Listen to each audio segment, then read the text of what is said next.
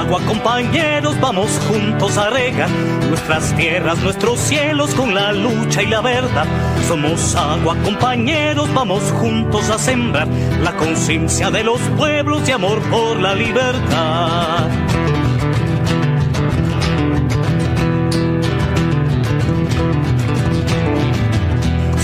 Agua, compañeros, vamos juntos a marchar, inundaremos las ciudades con ríos de dignidad.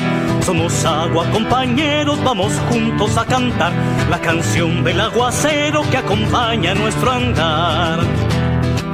Por nuestras venas corre el agua que es fuerza para avanzar, por una vida esplendorosa con futuro y libertad. Porque el agua es la vida, la cosecha es la paz. Porque el agua es la vida, la cosecha es la paz.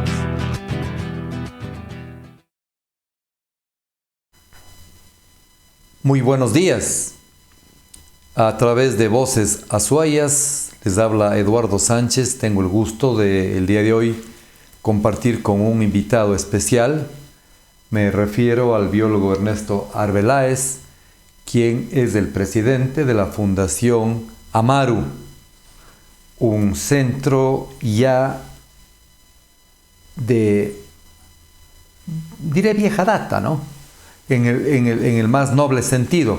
Está algunos años, ya nos va a contar Ernesto, cómo empezaron, cómo arrancaron con esta misión extraordinaria de precautelar por la vida, de hacer educación ambiental, investigación científica, el reconocimiento de instituciones del extranjero y sobre todo el participar de este conocimiento científico con jóvenes principalmente vinculados al campo de la biología ambiental. Entonces es indispensable que tengamos el gusto de compartir con este viejo y joven amigo, como es Ernesto, para una charla que va a ser muy enriquecedora y muy grata para todos ustedes que nos dispensan con la sintonía a través de Voces Azuayas. Ernesto, un placer compartir este espacio para escuchar tantas cosas bonitas de esta gestión extraordinaria, muy noble, como biólogo pragmático que eres, y a que nos comentes cuántos años tiene Amaru, quiénes son, de forma muy sucinta, porque el tiempo nos va a quedar realmente cortos cuando hablemos de toda la gran temática que abarca, que comprende la fundación que la diriges. Buenos días. Buenos días, mi estimado Eduardo. Qué gusto poder compartir este diálogo. A los tiempos. A los tiempos. La pandemia nos ha distanciado, pero hasta aquí nomás. Así es, hasta aquí nomás. Las cosas van mejorando y lo interesante de esto es que con Eduardo compartimos esa biofilia que siempre a los que nos gusta la naturaleza, pues nos conecta como hormiguitas es verdad. y nos llaman a estos diálogos. Agradecerle a Voces Azuayas por este espacio y felicitarles también. Y pues para comentarle las preguntas, como iniciativa, vamos a cumplir en octubre 20 años, Eduardo. Así 20. Que ya no somos tan jovencitos. Las canas tienen su fundamento. Y las canas tienen ya su... Yo sé que eso es genética, pero también es trabajo duro, de verdad duro, porque no es nada fácil. Ya nos vas a contar las buenas, las malas y las feas. 20 años. ¿Cómo empezaron? Así muy sucinto, ¿a qué estamos llegando? Porque yo entiendo que han crecido sustantivamente. El nombre de usted suena internacionalmente. Ya lo puedo oír en Europa o en Norteamérica. Ya puedo oír el nombre de Amaru, de la gran gestión que hacen ustedes.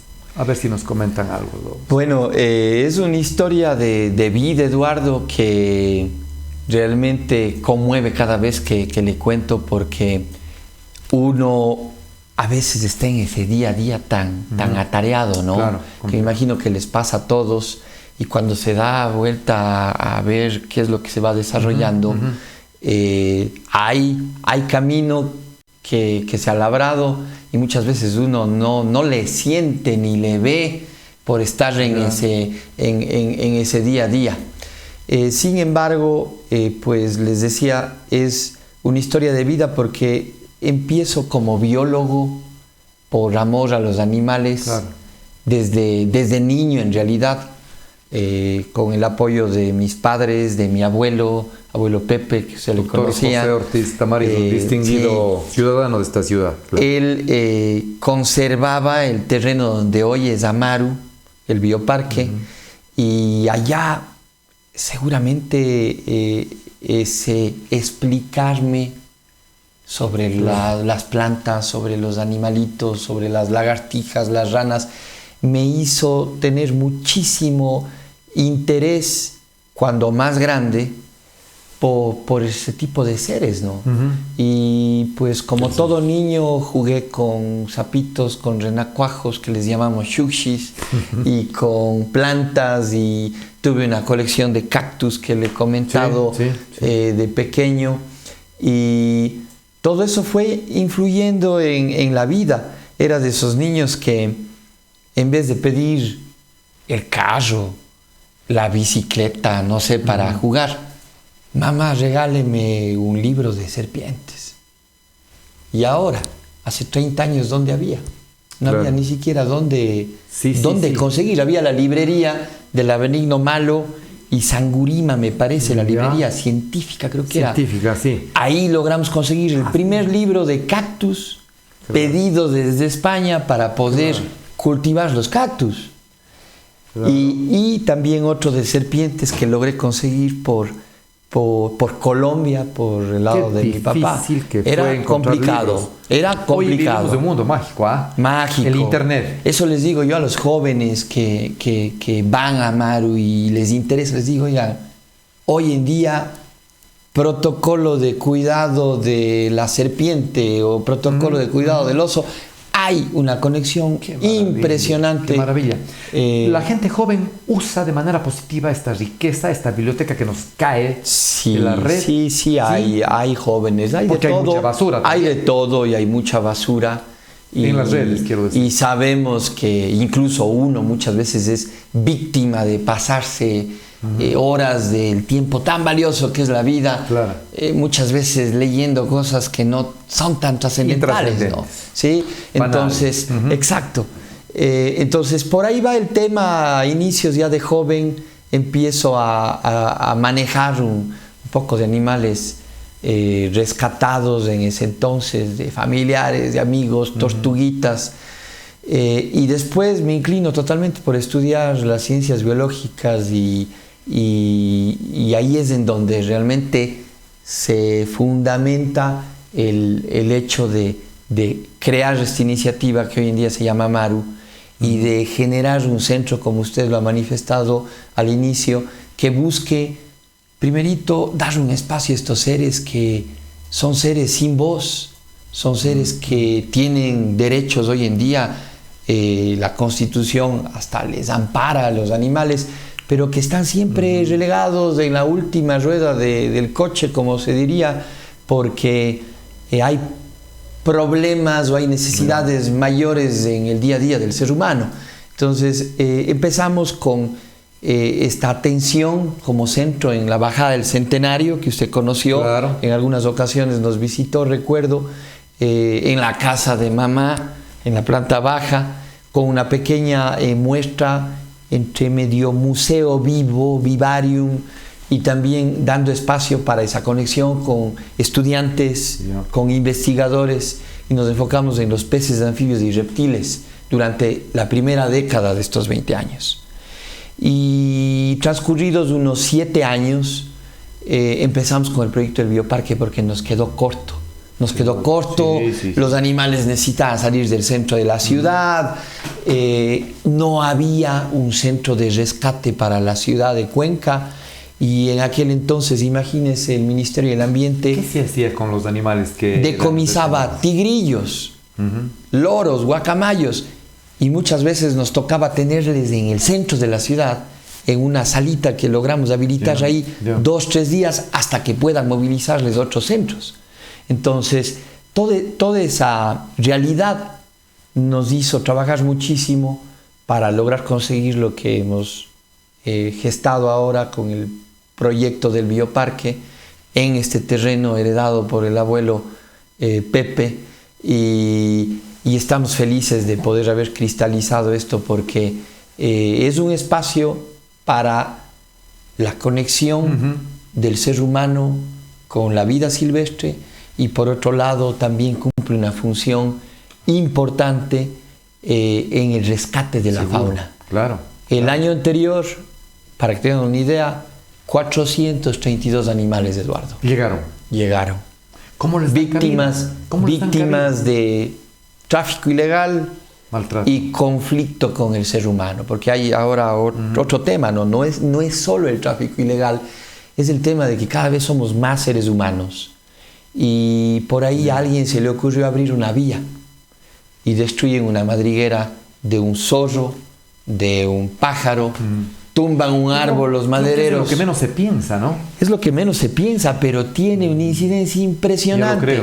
Ya lo creo. Impresionante. Estamos viendo esta parte externa en la biosfera, pero el cortar flujos hídricos, el destruir a la naturaleza que le ha tomado millones de años en adquirir todo lo que posee, lo que es, para a la vuelta de pocas horas cambiar el curso de la historia de una manera agresiva, sin norte, sin sentido, sin conocimiento, sin criterio, sin entendimiento alguno. Esa es la gran gestión que hacen ustedes, ¿no? En medio de lo conflictivo, porque tampoco es que puedan dar, y como dice, el número de animales que les llega es gigantesco. Yo me imagino que voy a hacer una comparación, un hotel de 230 habitaciones que tiene que recibir a miles de pasajeros. Y la verdad es que todo tiene límites, ¿no? Pero ustedes hacen magia realmente. ¿Cómo estamos con las visitas? Porque cuando la gente visita, interpreta directamente. No es la palabra del señor presidente, de la fundación, ni la publicidad, sino es el mismo ciudadano, el mismo joven, el mismo niño, el que aprecia lo que ustedes hacen. ¿Cómo estamos con eso de los visitantes? Bueno, en el tema de visitantes, Eduardo, ellos son nuestros mayores patrocinadores. Si no tuviese el Bioparque Amaru las visitas, nada de lo que estaría hablando ni hemos logrado hacer sería una realidad. Y si es que Amaru está sobreviviente a la tremenda pandemia que hemos pasado, es gracias a la comunidad, a la sociedad, ese respaldo tan valioso, y que siempre cuando hay oportunidad le agradezco así con todo el corazón y el alma a cada una de esas personas que nos ha apoyado. Se tradujo en sostenernos, ¿no? Claro. Imagínense esto, un centro con 1.600 animales en marzo 2020, cerrado por 5 meses. Gobierno lo único que vino a hacer está cerrado, cerrará, pero que es orden ministerial. Claro.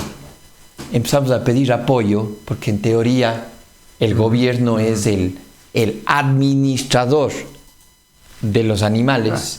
Es la parte de la burocracia. Y por los temas de burocracia y por la falta de visión realmente que hay en este país, nos pasamos 5 meses dando manotazos de ahogado, que si no era porque hay miles de salvavidas afuera que contribuyeron con una fundita de papayas, con una fundita de tunas para las tortugas Galápagos, no sobrevivíamos, Eduardo. ¿La gente que les visita es cuencana estrictamente o viene de todos lados?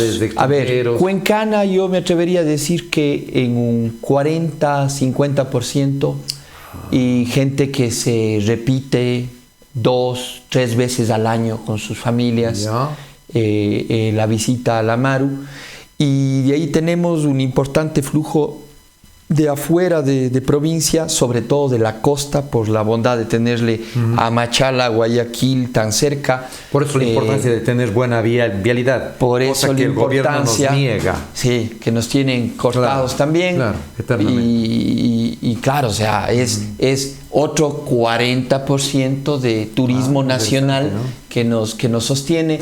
Y de ahí nos queda un 20% que es y fue, porque eso ya no se ve en estos momentos, claro. el turismo internacional. ¿Sí? Cabe señalar que en términos turísticos Amaru está en cuarto lugar como atracción de visitas para Cuenca. No lo digo yo, lo dice TripAdvisor y estamos ahí. Ya, ¿sí? Correcto. Y también otro tema que se nos iba es todos esos animales, me preguntaba, que se rescatan. Es lindo trabajar con animales, es hermoso, y sin duda todos estos visitantes que llegan cada año les conmueve ver todos estos animales y les genera esas conexiones fascinantes que son imposibles de replicar en un programa de televisión, en las imágenes que están viendo, porque hay unas sensaciones que están ahí escondidas cuando uno los ve en vivo y en directo. Pero también la otra parte de la película, Eduardo, es sumamente complicada, y ahí pueden ver en las fotografías el tratamiento que damos, las instalaciones de cierta fauna, pero sobre todo cuando hablamos de tratamiento, esos animales vulnerados. Hay que ser francos que de esos 400 y pico de animales que llegan cada año, un 50% llega a dar su último aliento y se van al cielo. Y eso es porque llegan heridos, golpeados, maltratados. Terriblemente maltratados. ¿Qué es el animal que lo vemos ahora? Ese es una danta de Amazonía o tapir amazónico, una cría. Ese de ahí es un gavilán que le estamos haciendo una revisión de las patitas y curándole por un problema de simplemente haberle tenido confinado en cautiverio ilegal, que se les dañan las almohadillas. Esos son tapires adultos, una familia de tapires adultos que tenemos en el bioparque, en nuestras instalaciones. Por ahí está el señor Dios de la Amazonía, venerado por algunas culturas, que es el jaguar, famoso jaguar ahí tomando sol. Bueno, no quisieras decir que solamente es de la Amazonía. De la cuenca prehispánica. Claro, los aztecas también, claro. Le tuvo como Dios al puma. Puma y jaguar, leopardo también. Claro. Sí. Los mayas al jaguar Perú. Hablaban de que los mayas, en la piel del jaguar, en las manchas, están dibujados los secretos de las constelaciones. Yo. Imagínense. Esa era la sensibilidad que generan ciertos animales, ¿no? Extraordinario. Entonces, sí, es un trabajo durísimo, porque hay ese lado tremendamente difícil, que es ver vidas de centenares de animales que llegan en las últimas, y ahí nos toca, como manifestaba, ver cómo con los recursos limitados que siempre tenemos hacemos para poder devolver a algunos de estos seres vivos a la naturaleza, a que sigan cumpliendo sus funciones ambientales, como lo llaman ustedes. Sí, es la reintroducción. ¿En qué caso obran en este sentido ustedes, devolviéndolos al entorno natural? ¿Cuándo es posible esto? Eso es posible, Eduardo, cuando pasan una valoración que se hace desde un punto de vista biológico, desde un punto de vista médico, con bases profesionales, obviamente. La edad del animal debe ser importante. Más que la edad, es el estado del animal. Si es que es un animal que, voy a poner un ejemplo muy descriptivo, sufrió un atropellamiento en la vía, un venado o un oso, y el animal puede ser médicamente recuperado en un tiempo no muy prolongado y biológicamente cumple con sus condiciones de no improntarse, vaya a la naturaleza. O el caso, por ahí vamos a pasar unos videos, si es que nos apoyan, de un cormorán que llegó hace poco, un cormorán que una familia en Shidmad, cerca del Siksik, entre Gualaceo y el Siksik. Es de clima frío, por ende. Son cormoranes. Los cormoranes son unas aves acuáticas que están principalmente en las zonas tropicales y subtropicales, pero vuelan, y ahí pueden ver un video, vuelan sobre la cordillera y son medio estacionales. Ajá. En ciertas zonas. No es que pasan de costa a oriente o viceversa. Sí, pueden hacerlo. Por estaciones. Por estaciones, exacto. Y sobre todo estas estaciones, y ahí estamos haciendo una reintroducción, ¿no? El animalito estuvo 2 días con nosotros. Llegó deshidratado, le hidratamos, revisamos que no tenga golpes, revisamos que no tenga fracturas, nos contactamos con biólogos que conocen del tema en la parte taxonómica, nos cercioramos bien que el animal pueda ser de esta zona. Resulta que yo no tenía idea, pero los cormoranes hasta en las lagunas de oxidación de etapa se les registra. Ah, qué interesante. Entonces, todos esos datos que van generando los registros, ¿no?, de los ornitólogos son valiosísimos. Voy a hacer una pregunta que posiblemente caiga muy bien a quienes nos brindan su sintonía. ¿Cuál es la utilidad de un ave de estas? Dejemos de un lado la parte de corazón. ¿Qué función importante cumplen en la naturaleza? Yo les respondo de la siguiente manera. ¿A usted le gusta tomar agua? No solo le gusta, necesita. Indispensable. Ya. Estas aves acuáticas se encargan de balancear a los seres vivos que habitan dentro del agua. Cuando digo balancear, es que no haya sobrepoblación, tanto de peces, de insectos, de invertebrados, de ranas, de anfibios y también de plantas acuáticas, y eso se traduce en la calidad del agua. Calidad del agua. Así de sencillo. Cuenca es bendecida en este sentido. Entonces, si queremos garantizar ese recurso vital, no solamente es el hecho de protejo el agua para que se me abra la llave porque hay un reservorio arriba que se llama Cajas o Machángara o lo que sea. No, es toda la infraestructura biológica, que es la mayor bendición que tenemos en este país, para que esa agua llegue en las condiciones perfectas, ¿no? Qué interesante. Acabamos de oír de la boca de un biólogo, de un experto, de un científico, como es de Ernesto Arbeláez, mencionar Machángara. Es muy satisfactorio visitar el río Machángara en cualquiera de sus etapas o estadios por la conservación que se le ha dado a esta fuente hídrica, que obviamente es tan importante porque en última instancia provee el agua para la mayor planta de potabilización, como es en Tixán, cerca de Ochoa, León. Pero hay riego, hay uso industrial, hay criaderos de aves, etcétera, etcétera, a lo largo del curso del río. Y todo esto es una gran gestión. Yo quiero aprovechar del espacio para aplaudir lo hecho por el Legaustro a través del ingeniero Antonio Borrero, quien es un cuencano distinguido que lucha por las causas de esta ciudad. Nuestra ciudad es única, es importante, Ernesto, y eso nos damos cuenta cuando estamos fuera, porque ciudades como Quito o Guayaquil u otras ciudades hermanas, o si vamos más allá de la patria nuestra, no tienen la calidad de vida que nosotros tenemos.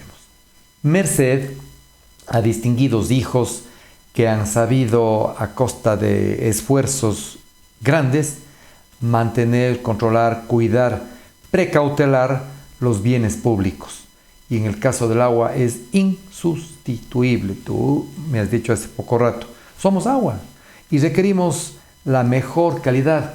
Hoy en día que hay un verdadero susto en la gente que tiene conciencia ambiental con respecto al capítulo de la minería. Que sigamos obrando bien, que defendamos lo que es nuestro, que está entre los grandes nortes que tienen ustedes como Fundación Amaru. ¿Quiénes son los patrocinadores? Si podemos saber, si podemos hablar, habrá gente que no quiera que sepa de su nombre, lo que la mano izquierda hace que no sepa la derecha y viceversa. Pero hay cuencanos que aportan a esta gestión extraordinaria de Amaru. Claro que sí, Eduardo. Como manifestaba, sin el apoyo de personas naturales, de ciudadanos como usted y como yo, nuestra causa no sería posible, y también de la empresa privada que siempre de una u otra manera ha estado ahí. Sabemos obviamente que no pueden estar para siempre, ¿no? Pero Amaru, el bioparque, se consolidó en todo su arranque gracias al apoyo de auspiciantes que confiaron en este sueño de generar este parque de vida, y así es como nace hace ya 11 años el bioparque, y se logra instalar en una primera fase. Y de ahí todos los años hemos estado trabajando de la mano de empresa privada para poder contar con ciertas colaboraciones, ¿no? Hoy, por ejemplo, en este año tenemos un importante apoyo que ha sido muy valioso para sobre todo recapitalizar esas visitas que tanta falta nos hacían por pandemia, a través de una coyuntura importante con Rival. ¿Sí? La empresa Rival, que es una empresa cuencana, que también está interesada por dar ese respaldo al medio ambiente, y pues ellos vienen dándonos una colaboración importante a través de difusión, a través de espacios en diferentes lugares de la ciudad. Hubo una exposición muy bonita que teníamos rodando que todavía está rodando por los parques de toda la ciudad. Qué bien. Estuvo al lado de la catedral, y claro, eso, si nosotros teníamos que hacerlo, todos los costos que desafortunadamente hoy en día se manejan para imprimir cualquier cuestión son elevados, ¿no? Entonces, estoy pensando, los costos del mantenimiento deben ser gigantescos. En esta época no se puede hacer milagros, pero ustedes yo creo que sí los hacen. Las dietas, la parte médica, los fármacos, el cuidado, los empleados, los biólogos, los investigadores, un gran equipo seguramente asiste a esta loable y extraordinaria gestión de ustedes, pero no deja de tener un costo, un precio, y eso es altísimo. Es decir, que les corresponde hacer milagros a ustedes. Yo tengo esta sospecha muy seria. ¿Cómo salen adelante? El milagro se traduce en visitas, un 80%, y un 20% de donaciones de empresa privada, por sobre todo. A nivel público, esperaríamos que pueda ser algo más bien permanente, ¿no? Por lo que manifestábamos, los animales son los seres vivos, la biodiversidad, un bien administrado por el Estado, pero desafortunadamente en muy pocas ocasiones en estos 20 años han habido colaboraciones que han sido valiosas, importantes con el municipio, con el Ministerio del Ambiente, pero para proyectos muy puntuales, caso anfibios y más en el hábitat natural, pero decir de lo que manifestaba, que venga un cheque, un respaldo para las medicinas, para los alimentos de todos estos animales vulnerados, es algo que solamente está en sueños. Sabemos que hay voluntad de los gobiernos cada vez que pasan por su turno, pero no se logra concretar. Y es la empresa privada y las visitas lo que nos sostiene. Entonces, es importante que la gente sepa, nuestra ciudadanía, que este proyecto se sostiene por esa contribución que cada cuencano, cada turista hace para visitar. Y eso nos permite mantener un equipo que bordea las 45 personas, biólogos, veterinarios afines, manejadores de fauna, constructores, gente de mantenimiento, recepcionistas, ya se podrán imaginar, y trabajamos todos los días del año. No es un proyecto, un negocio que cierro el sábado a las 12 del día o el viernes y me voy de viaje o me voy a descansar. No, o sea, todos los días tenemos desde las 6:30 en punto de la mañana que estar ahí detrás de los animales, con turnos incluso en la noche para ciertos animales, ciertas funciones que tienen los animalitos en la noche, ¿no?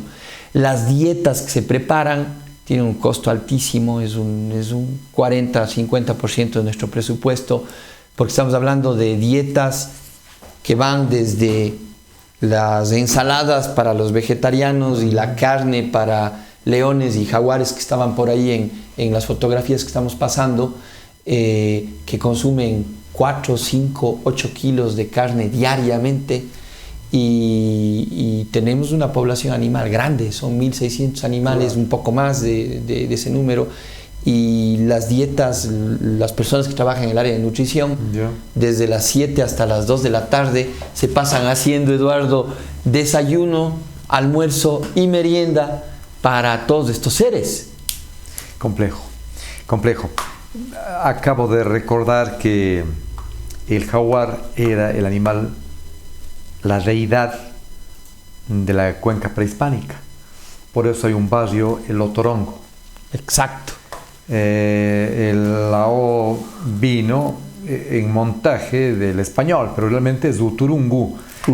Sí. Y es el puma o es el jaguar, en cuyas extremidades la Iglesia Católica construyó los templos, ¿no? Exacto.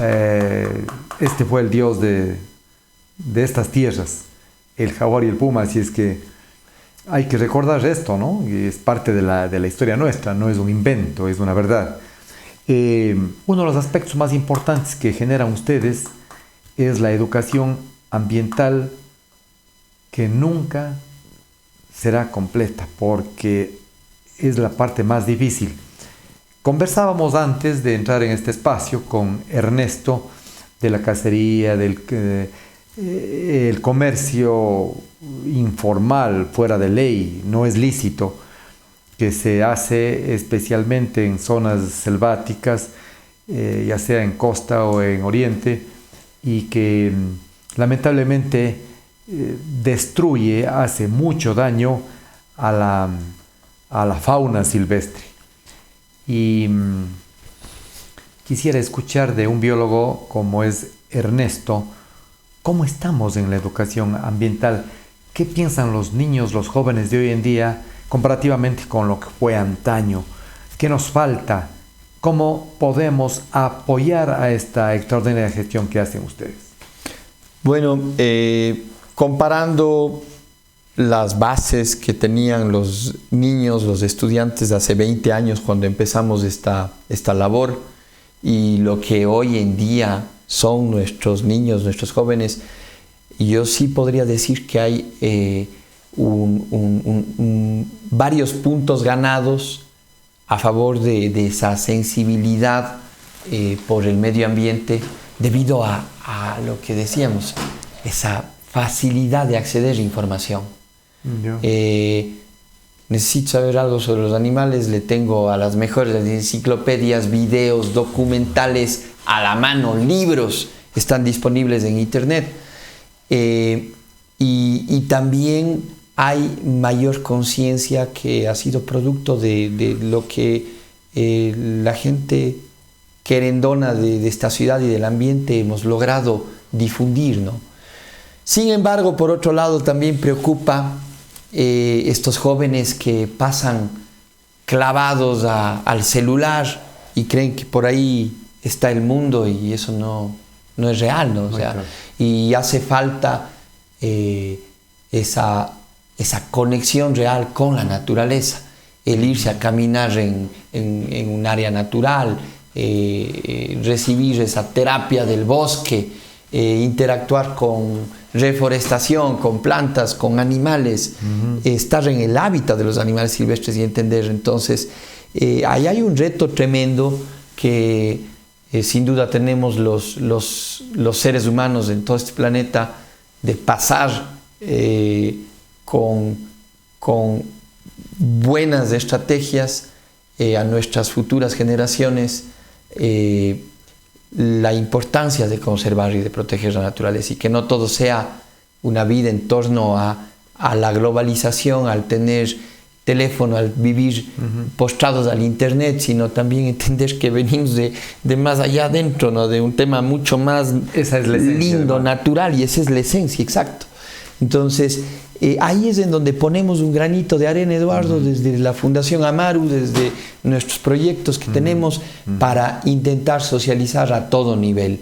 Trabajábamos hasta que llegó la pandemia con las escuelitas, con los colegios. Hoy en día estamos cruzando los dedos para que otra vez se retome este campo que es indispensable. Y Amaru venía siendo un aula viva para miles de estudiantes. Teníamos más o menos 25.000, 30.000 estudiantes por año que eran capacitados allí en esta aula viva, en este laboratorio vivo que llamamos, y aprovechando ese interés de los niños, de la gente que va predispuesta a recrearse viendo animales, a aprender, y ahí lanzándoles mensajes, pastillitas y ejemplos para que entiendan, ¿no? Nuestros visitantes. Entonces, esa labor queremos seguirla haciendo, estamos haciendo a todo momento cuando interactuamos con nuestros visitantes y cuando logramos tener grupos organizados, y sin duda hay que trabajar más y con la práctica, con ejemplos prácticos, ¿sí? No todo es leer y ver por televisión o por teléfono o por la computadora, es también el mundo real. Palpar, sí, sin lugar a duda. Y yo creo que la pandemia intensa va pasando, y con certeza total sé que el espacio que mantienen ustedes es el lugar ideal, idóneo, para que la gente visite, para que se distancie de la ciudad donde hay mayores riesgos de la COVID, y a su vez aprenden. Acá tienen aire pulcro, aprenden, disfrutan, se pasean un día de campo, hacen su lunch. Entiendo que hay espacios para esto también, a que tomen alguna bebida refrescante, si es agua mejor. Así es, sí. Y disfrutar un rato grato de aprender esas cosas que antaño las veíamos como muy lejanas, muy de la selva, muy de los primitivos, y realmente es la esencia de la vida para todos nosotros. No estamos separados, existen 1001 cadenas. Nos ha planteado poco rato Amaru, el ejemplo que nos había planteado Ernesto en términos de estas aves, sin cuyo concurso en los lagos, en las fuentes de agua, no podríamos producir una alta calidad. Es decir, que todo tiene su razón de ser, su sentido.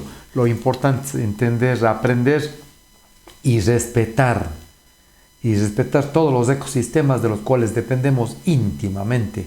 La ciudad no es sino un gran acopio de seres humanos, encementada, pero la esencia de la vida está en las montañas, en los ríos, en los campos, en los árboles, en las plantas, en las aves, y en toda forma de vida que nos permite ser felices, que nos permite ser parte de este gran planeta de la vida, porque mientras no se muestre que hay otro similar, esta es nuestra casa, ¿no? Esta es nuestra esencia, así es que a cuidar mucho. Y yo creo que una de las grandes gestiones que hacen ustedes, Ernesto, es la educación ambiental que se brinda a todos los seres humanos que lleguen allí. Aspiro que pronto recuperen la presencia del niño, del joven, que es el verdadero dueño del tesoro biótico, que es el gran soldado, el que tiene que defender, el que tiene que enseñar, que participar, el respeto por la vida, que es la gran esencia que practican y que predican ustedes cada día del año, porque no pueden, como nos ha dicho, cerrar uno solo, ahí no hay vacaciones, ¿no? Todos trabajan 365 días y noches del año. ¿Cuáles son los animales más importantes dentro de la gran fauna? Sí podríamos ser importantes por el tamaño quizá, pero todos tienen su importancia, hay que ser respetuosos de ello. Vamos a ver cuáles son los más grandes mamíferos. Sí, a ver, comparto que todos tienen mucha importancia, ¿no? Le oía manifestar que tenemos que valorar a la naturaleza porque es lo que nos da felicidad y nos da vida. Un ejemplo tan sencillo, el valor que tienen las abejas en la polinización, claro, en la seguridad alimentaria de todo este planeta, ¿no? Claro. Y por ahí, como verán en fotografías, un búho herido que cumple la función de mantener, por ejemplo, el balance de las plagas de roedores, o estos patillos que, con el ejemplo del cormorán, o al igual que el jaguar, son depredadores y balancean ambientes acuáticos. Los patillos y los jaguares son los superdepredadores, ¿no? El oso andino, que es también uno de nuestros grandes mamíferos que mantenemos, es sin duda uno de los mayores jardineros de nuestros bosques andinos, igualmente con el tapir. El tapir es un dispersor formidable de semillas en Amazonía y ayudan a mantener el balance y la diversidad de los bosques amazónicos. ¿Por eso les llamas jardineros? Los jardineros, sí, mayores jardineros. Ahí tienen la familia de tapires, macho, hembra y hijo con esa mancha blanca. Cada uno de ellos consume en promedio unos 10 kilos de forraje, de frutas, de semillas por día, y estamos hablando que eso, en términos del rol que cumplen en la naturaleza, es impresionante. Es una arroba, por usar exacto, una medida antigua. Y ayudan ellos a mantener las estructuras de los bosques. En Amaru hay una diversidad de casi, estamos bordeando las 160 especies, Eduardo, diferentes, desde animales muy pequeñitos como las ranas o esta pava de antifaz azul, hasta animales tan grandes e interesantes como los osos, los jaguares, los pumas, el cóndor andino, ¿sí? Y también animalitos tan poco comprendidos como las serpientes. Tenemos una población de más de 70 serpientes en Amaru. ¿Por qué les llamas incomprendidos? ¿Qué funciones benéficas hacen las serpientes? Incomprendidos porque la gente no entiende hasta hoy en día el valor que realmente cumplen, ¿no? Se las mata. Les matan sistemáticamente porque alguien dijo que hay que matar. ¿Ya? Y acordémonos que eso viene incluso arraigado hasta en temas culturales, religiosos. Claro. Entonces, ahí hay un problema fuerte que les afecta a la vida de las serpientes. Y las serpientes resultan ser seres vivos, al igual que cualquier otro animal, que cumplen una función clave en depredar animales enfermos de los ecosistemas, depredar animales plagas como saltamontes, gusanos, roedores, principalmente aves también, que muchas veces son nocivas con la agricultura, por ejemplo, y también tienen beneficios como, por ejemplo, de los mismos venenos, medicamentos que ayudan a aliviar gangrenas, problemas de la piel. También tenemos problemas cardíacos que hoy en día utilizan derivados de las hemotoxinas, por ejemplo, de los venenos de las serpientes. El famoso Botox, mundialmente conocido, salió de allí. Viene de una Botrux, de nuestra Amazonía. Se lo descubrió. Claro. Se sintetizó el principio molecular. Y hoy en día vaya a preguntar cuántos miles de millones de dólares genera. Una gran industria. Es una gran industria. Y eso les debemos a las serpientes. Entonces, cuando hablo de seres incomprendidos es porque desafortunadamente no hay un respeto que necesitan. Y son animales que están en el medio de la cadena trófica, ¿sí? Porque también sirven de alimento para águilas, para mamíferos más grandes como nutrias, el mismo jaguar. Entonces, el rato que se pierden ellas, también se afecta al resto de seres de un ecosistema, ¿no? El día de ayer miraba algún programa donde se hablaba de las pangoras en el mar, y la persona que comentaba esto nos dio un hermoso mensaje. Cuando se constituían en los verdaderos guardianes del mar, en términos no de sobreexplotar, porque decía, esto ha hecho mi padre, mi abuelo, mi bisabuelo, yo vivo de esto, yo aprendí desde muy niña, decía una señora, y los seres humanos, mientras seamos respetuosos, vamos a poder coexistir en el entorno.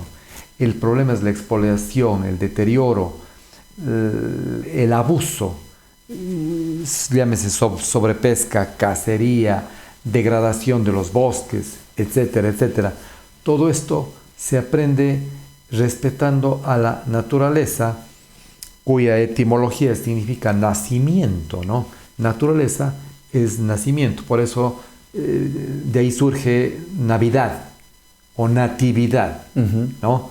Entonces, mientras el ser humano no sea respetuoso, nos estamos quitando techo, paredes, piso, agua, aire, todo el entorno que nos permite vivir. La importancia. Conversábamos también,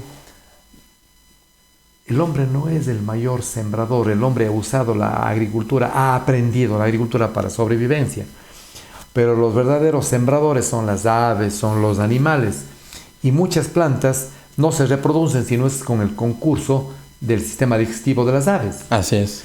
Cuyo no solamente el ácido gástrico, sino enzimas que poseen los animales predispone al embrión de la semilla para que germine, a que nazca y se perpetúe la especie, y sigamos con los ciclos de las plantas, que son indispensables porque cada ser vivo cumple con un papel, con una función, y todo eso aprendemos cuando visitamos un lugar como es Amaru. Así es que qué importante sería que hagamos una invitación formal, haciendo presente una lista de los animales que podemos ver allí, a que la gente se interese, quienes no hayan ido, y quienes ya han visitado, repitan la visita, siempre habrá algo nuevo. Sí, es la mejor forma de utilizar al tiempo, aprendiendo a amar a la naturaleza a través de un ejemplo pragmático como es lo que ustedes realizan en Amaru, que está situado, ¿dónde? Para quien no conozca, además. A ver, nosotros estamos situados acá en la ciudad de Cuenca, en la autopista Cuenca-Sogues, en el kilómetro 10,5. Esto quiere decir que si avanzamos en dirección a Sogues, pasamos la altura del Hospital del Río, e inmediatamente al lado derecho van a ver un letrero grande que tiene vista hacia la autopista, en donde está un uturongo, que es un jaguar, ¿sí? Que es emblema de nuestra organización, y desde ahí se proyectan en vehículo a pie 700 metros. A 700 metros está nuestra recepción, nuestro parqueadero, y de ahí la idea del Bioparque Amaru es que sea un parque totalmente distinto al zoológico tradicional, victoriano, de antaño, y que más bien sea de los animales. Exacto, y que más bien sea un entorno en donde el ser humano visita un bosque natural, en donde obviamente con recintos, con todas las seguridades del caso que hemos tenido que construir, dándoles la mejor calidad de vida posible a nuestros huéspedes, que son los animalitos. Los animales primero estén bien, estén cómodos, estén como en su entorno natural, que si quieren ellos aparecen, si no quieren, no aparecen también, ese es parte de nuestro concepto, y que los visitantes puedan tener un recorrido de más o menos 3 horas a 3 horas y media de duración. Son aproximadamente 3 kilómetros, 700 metros de recorridos, y lo hacen a todo el recorrido de senderos. Y ahí tenemos una muestra que tiene animales andinos tan importantes como el oso, el puma, el lobito de páramo raposo, que es también fabuloso, las águilas, los curiquingues, las llamas, las alpacas, que también son mucho más conocidas, y el rey de los Andes, que es el cóndor, ¿no? En donde mantenemos también esa posibilidad de que la gente pueda apreciar a un ave tan amenazada y tan valiosa culturalmente y biológicamente. Después de hacer el recorrido por la zona andina, tenemos una sección de animales de bosque seco, en donde también en la parte botánica hemos logrado ya gestar unos primeros avances con ceibos, por ejemplo, que están creciendo, y alguna otra vegetación representativa de la región de bosques secos, y ahí pueden encontrar algunas especies de citácidas, que son loritos, pericos, también pecarís de collar, que es una especie de cerdo salvaje, de jabalí, y de ahí tenemos la mitad del parque, donde tenemos un área, como mencionaba, de un patio de comidas, donde la gente puede tomar un refresco o alguna comidita rápida, almorzar. Hay mucha gente que se va todo el día a visitar el parque y almuerzan ahí. Y después de eso tenemos un recorrido por la zona de bosque húmedo tropical, donde tenemos animales de esta gran región que desafortunadamente nos han llegado producto de 11 años de recibir animales decomisados o que han estado en conflicto con la gente, y ahí tenemos especímenes que no lograron ser repatriados a su hábitat, y en donde podrán observar una población importante de monos, de primates de la costa y de Amazonía, como hablábamos, un serpentario y un reptilario bastante amplio, con más de 70 serpientes, como 40 especies diferentes, entre esas las más venenosas del Ecuador. Tortugas, hay tortugas galápagos que han sido rescatadas en Ecuador continental en los años anteriores, y tenemos un grupo de 4 tortugas galápagos. Tenemos jaguares, tapires, que son de los mamíferos más grandes, ocelotes, tigrillos, guacamayos, y al final del recorrido tenemos un área desarrollada para animales de otros lados del planeta, en donde están desde pavos reales, gansos, avestruces, pericos australianos, que todos estos animales nos llega a la gente a dejar porque se cansaron, se mudaron de vivienda. Tengo estos patos, tengo estos gansos, y así se ha ido conformando esta población, hasta el decomiso en antaño de leones africanos a circos, que nos ha hecho tener una población de 9 leones africanos que tienen también su lugar súper lindo, maravilloso. ¿Cuántos de ellos son cuencanos? De ellos 5 son cuencanos, 4 fueron rescatados, leones que ni siquiera sabían que era el piso, porque vivían, eso sí, enclaustrados en una jaula de esos vagones metálicos de circo. ¿Existe jurisprudencia hoy en día para...? Fuimos el primer cantón de todo el país que puso una legislación para prevenir y sancionar el uso de animales silvestres en funciones de circos. Y eso marcó un hito hace exactamente 10 años, en donde se logró plasmar el tema de que a Cuenca no entran circos con animales silvestres. Pero en general en Quito, Guayaquil, ¿está permitido? Se ha replicado el tema, afortunadamente, en esta última década, y ya son muy pocos lugares en donde pueden, interesante, ¿no?, legalmente, digamos, tener. Y también hay una corriente fuerte de gente, de jóvenes que son mucho más sensibles y que enseguida se oponen, y eso pues es beneficioso para para promover bienestar fruto de animal. la educación ¿no? ambiental. Exacto. Y del respeto que se debe tener por los otros seres vivos que no hablan español y que no nos pueden protestar e injuriar de alguna forma, ¿no? Sí. Verbal, quiero decirlo. Pero recuerdo que hace años paseaba un elefante por la calle Bolívar. Imagínese. Y agredió a alguien. Es obvio, se sienten acosados, asustados. No es el ecosistema, no es la casa, no es el entorno para ellos. Qué locura. Y el hombre los ha utilizado siempre con fines protervos, debo de llamar así, o es tan inhumano. Sí. Totalmente. Tenemos un área de conservación de reptiles y de anfibios también, con 2 proyectos muy importantes que estamos manejando, netamente dirigidos a conservación de estas especies, porque usted seguramente, Eduardo, es testigo de la desaparición tan dramática que han tenido las ranitas, los anfibios, porque los son jambatos. importantes, porque la gente usualmente no sabe, el hombre de a pie, porque son importantes las ranas en el entorno nuestro, una ciudad en con los 4 jardines, ríos, en los jardines, sí, etcétera. ¿Qué papel están cumpliendo?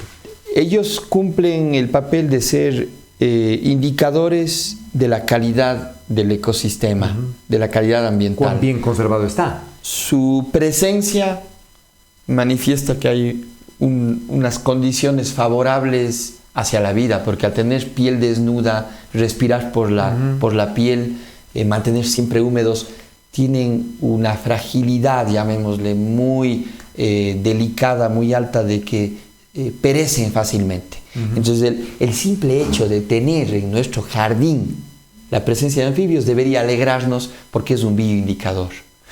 Y segundo, la presencia de los anfibios en densidades como las de antaño, por ejemplo, con los jambatos en el Parque Nacional Cajas, era tan valiosa porque estamos hablando de millones de larvas que vivían en las lagunas. Y esas larvas consumían los detritos orgánicos que se generan en las lagunas. Hoy en día ya no hay, se extinguieron.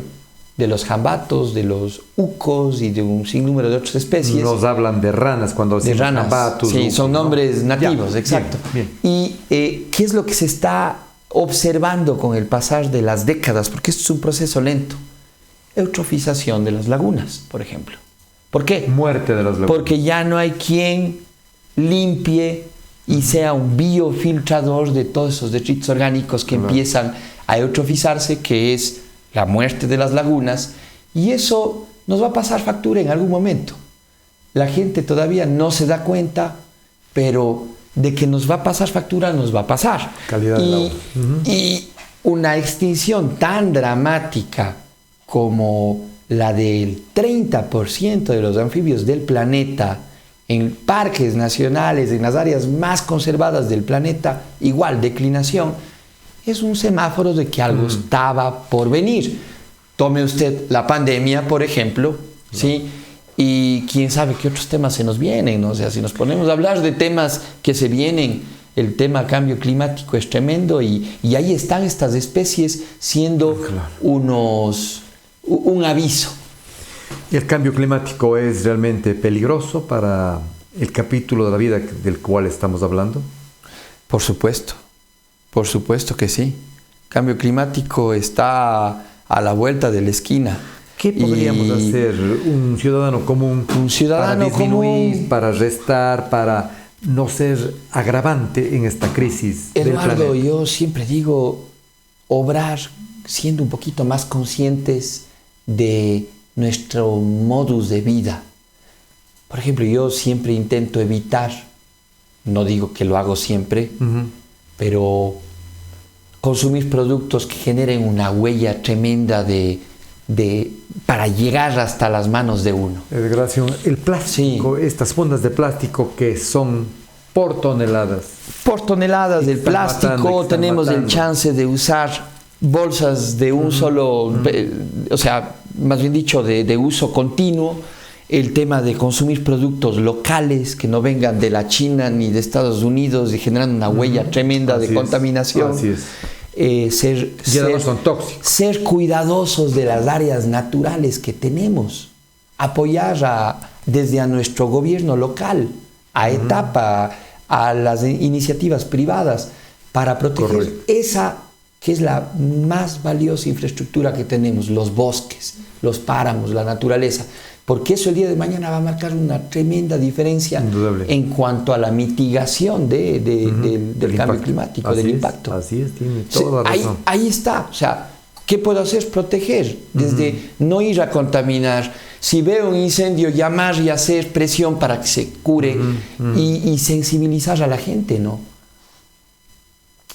Con certeza, si le pregunto al biólogo Ernesto Arbeláez, ¿qué consejo nos podría dar con respecto a reforestar entornos que han sido degradados por mano del ser humano? Primero, no reforestar por reforestar, quizás hacerlo con un poquito más de cabeza, de sentido común, que sería, hagámoslo con vegetación nativa. Hay una nueva corriente que no es la de tener el jardín perfecto, sino más bien el jardín imperfecto, el jardín espontáneo. Andino. El andino, el que se da producto de esa evolución natural de las plantas que salen, ¿no? ¿Y por qué digo eso? Porque eso se vuelve un nicho para insectos polinizadores, para ranas que nos bendicen con su presencia como vindicadoras, para lagartijitas y aves que cumplen sus funciones. Entonces, promover eso. Y tenemos el chance, no somos un país como, usted conoce, Eduardo, al otro lado del planeta, las cosas que pasan y viene el frío, viene el invierno. Somos jóvenes, tenemos tremendo. Un poco más de 500 años de la conquista y todavía creo que podemos defenderle, no a la minería, al respeto del agua, al respeto de la vida. Una cordial invitación que se sirva a ser el presidente de la Fundación Amaru para que la gente visite este espectacular espacio a muy corta distancia del centro de la ciudad. Por favor. Muchas gracias. Sí, por favor, visítennos en el Bioparque Amaru, que está en la autopista Cuenca-Sogues, la página web nuestra, www.sobioparqueamaru.com. Pueden visitarnos también en nuestras redes sociales, en Facebook, en Instagram, y ahí se enterarán además de todas las otras funciones que tiene nuestro proyecto, la Fundación. Apóyennos, tenemos siempre necesidad de manos, de colaboración, de recursos, de gente que esté interesada, así que estamos a la orden para poner un granito de arena, como mencionábamos, a favor de los animales y de la biodiversidad.